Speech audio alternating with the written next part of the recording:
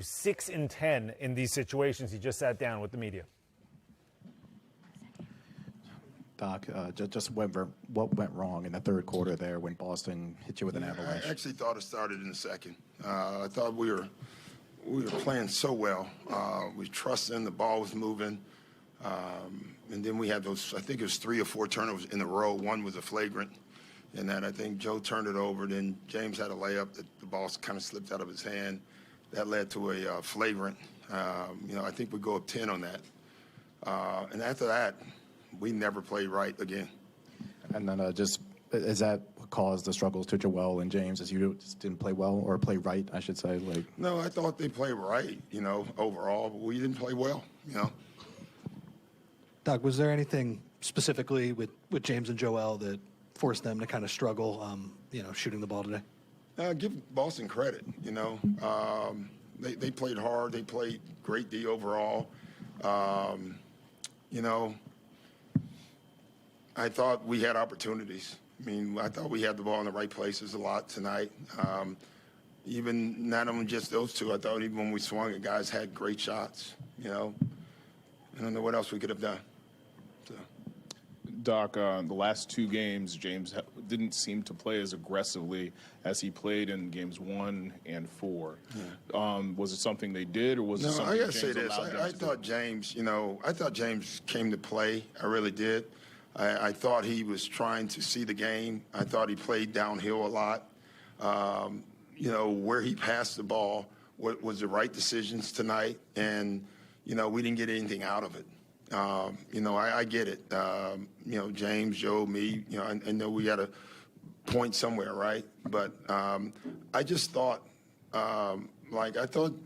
James in particular, I thought he was trying to do the right things tonight. I really did. That said, the big 3, James, Joe, and you. Yeah. This is the first year. I'm a big 3 now, huh? Well, you win that many games, you get to be one of the big 3. Yeah, we play great all year. And this loss absolutely diminishes that, what we did this year, in some ways. It doesn't for us. I think this team is headed right. I thought we took another, mental step to this season. And then tonight, I thought we took that step backwards, but that's okay. That happens too. So, can something good come from that step backward? Yeah, it always can.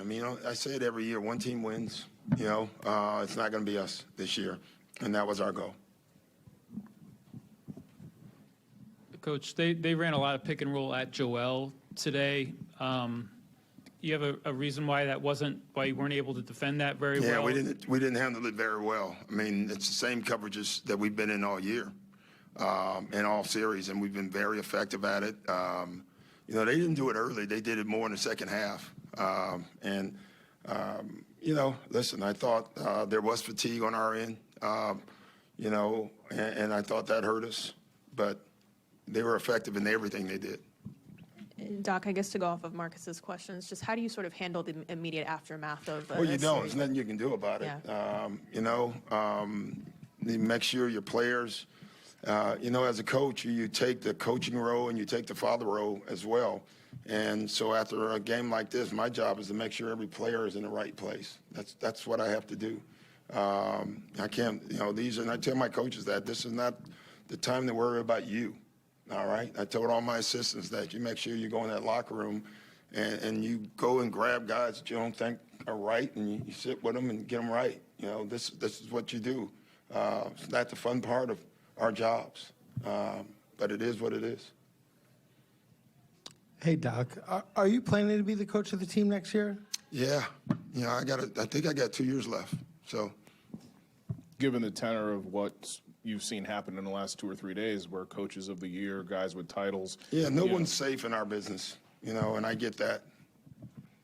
That said, can you address what you saw from Joel Embiid in the last 6 games of the season, playing himself back into shape and playing on a bad knee? Yeah, he did. And, I think that fall where he stepped on Marcus Smart, I know something happened there because I didn't think he was right from that point on. The kid deserves a break. He really does. He deserves one shot to just be 100% throughout.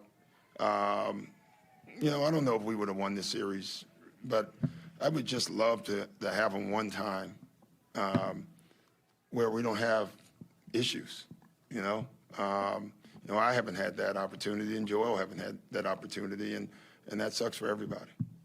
Is there a thought that maybe if he changes the abandon with which he plays, maybe he would stay outside? No, I get you, and there's, but he's good for the reason how he plays, you know.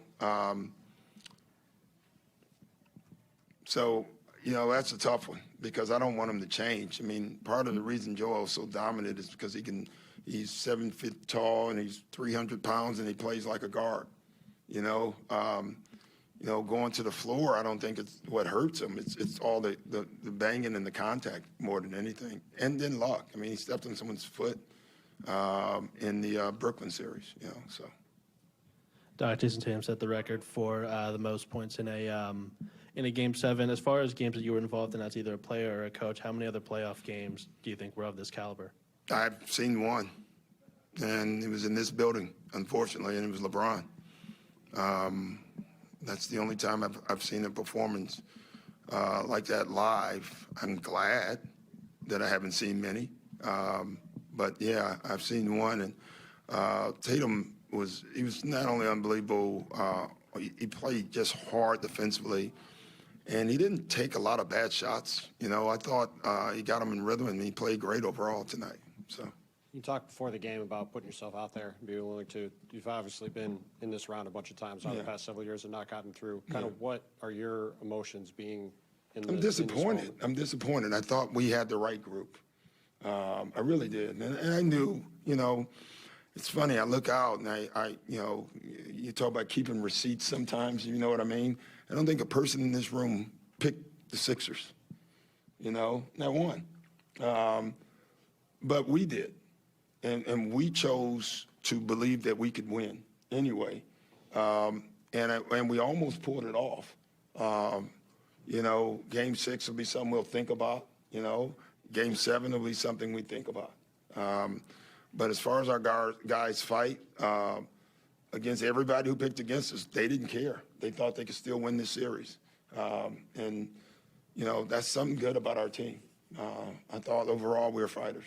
You mentioned you think this group is headed in the right direction to take the next step. What does this group need? Oh, too early. Too early to think. I don't know. Tim's is a valid question.